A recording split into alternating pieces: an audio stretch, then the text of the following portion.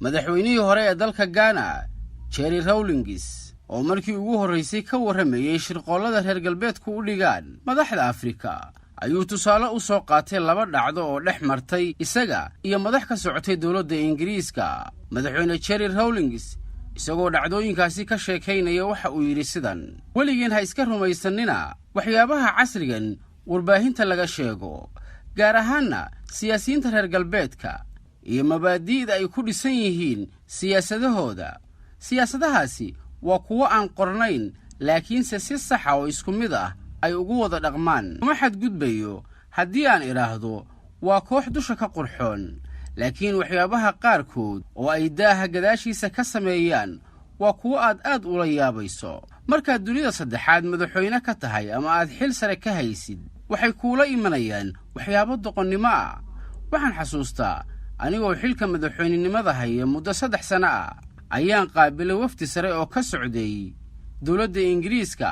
wafdigaasi waxay ii sheegeen inay ii hayaan xog muhiim ah taasoo sheegaysa inaan anigu khatar ku jiro oo mid ka mid ah saraakiisha ciidamada Ghana ugu sarreeya uu qorsheynayo inuu dawladayda afgambiyo. waxayna sheegeen inay iigu yimaadeen inay caawiyaan oo ay xogtaas soo gaarsiiyaan.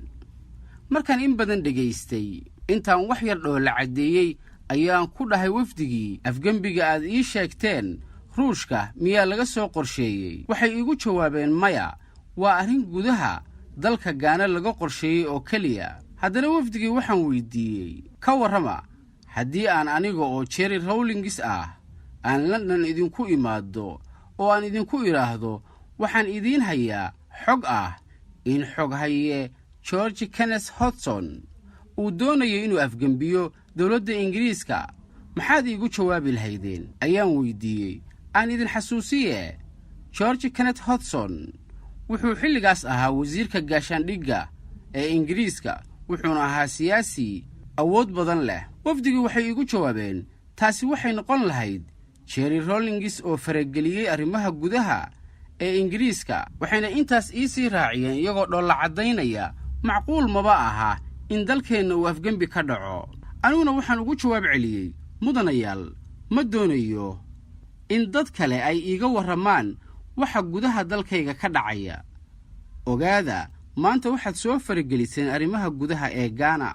waxyaabaha sidaas raqiiska u ah ayay ku harowsadaan reer galbeedku oo ay ku shakigeliyaan madaxda dunida saddexaad ama Afrikaba aan dhehe.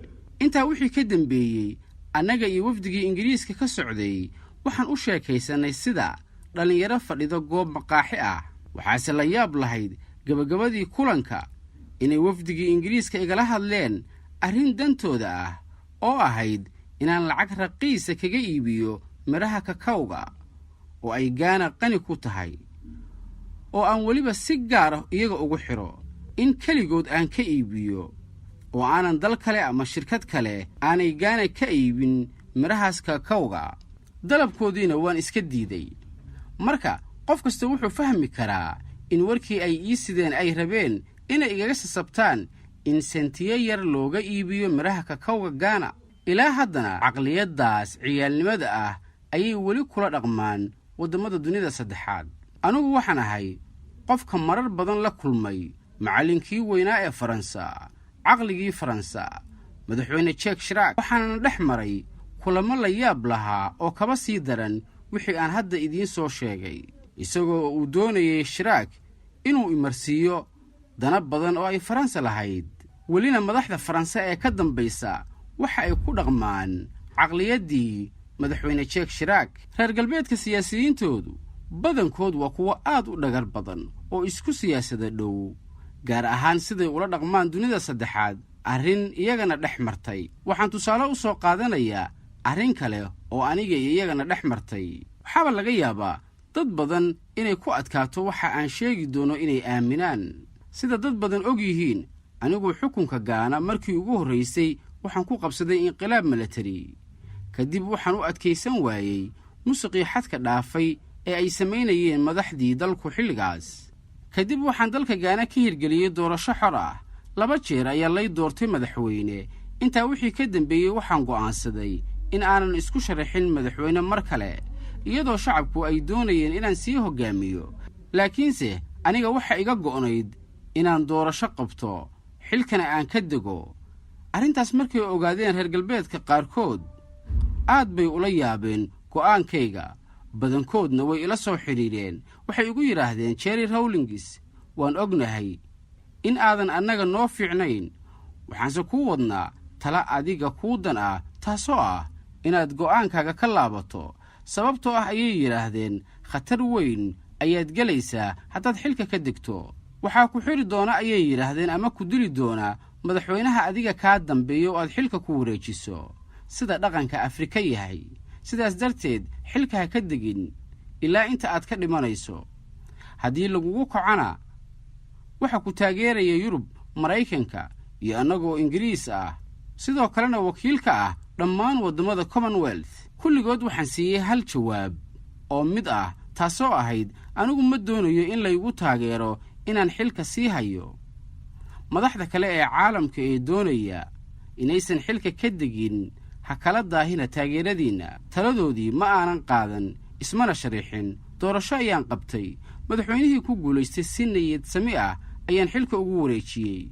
waana sababta Afrika oo dhan hadda la iiga tixgeliyo. 2017 oo aan weli noolahay ayaan arkaa reer galbeed adduunka ugu baaqaya dimuqraadiyad, doorasho xor ah in la sameeyo, iyo inay cunaqabatayn saarayaan hoggaamiyihii xilka isku dhajiya. inta badan keligii taliya haddii aad maqashid, reer galbeedka ayaa abuura badankood. maanta caalamka dib u fiiri. qofka ay dan ka leeyihiin waa hoggaamiye fiican ayay leeyihiin haddii uu 20 sano xilka xitaa xoog ku haysto. waxa ugu dambeeyey madaxweynihii Ivory Coast. markay dantoodii ka gaareen waxay yidhaahdeen waa keligii taliye. dadkii ayay ku kiciyeen. markii dambena isagoo feera qaawan ayaa ciidamada Faransiisku madaxtooyada Ivory Coast ka soo saareen. ha u malaynina in reer galbeedku cid kasta ay sidan ku samayn karaan. maya, ma awoodaan. keliya waxa ay ku samayn karaan ummadaha iyo hoggaamiyaasha iyaga u jaba. Cabdisaaq Jubbaland intaan dib u kulmayno, nabadgelyo.